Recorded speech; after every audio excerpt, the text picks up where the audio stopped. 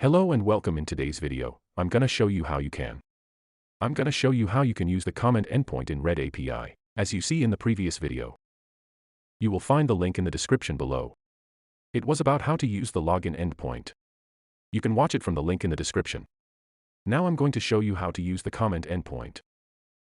First, the comment endpoint URL is this.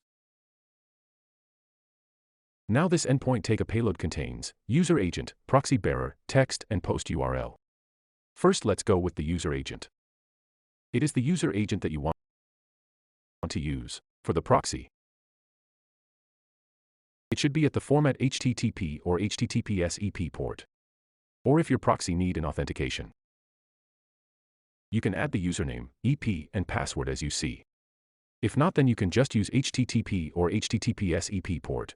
For the bearer, it means the token version 2 that gets returned from the login input. I have showed all this in the login video. For the text, it means the content of your comment, the actual comment you want to comment with. For the post URL, it means the post URL that you want to comment on. For the header, these headers are necessary and it should send for every request. Here it is. Just copy and paste it, and if you don't have the API key for ReddAPI, you can get your free API from this URL. Like you see, you can get this free API from this URL. Sign up and get a free API. Let's test it. Now it returned 200 response. Okay, which is the comment is done. Now if you go to this post and refresh, we will see our comments here, or you can just go into the account and you will see we are just 1 minute ago we did a comment. Okay.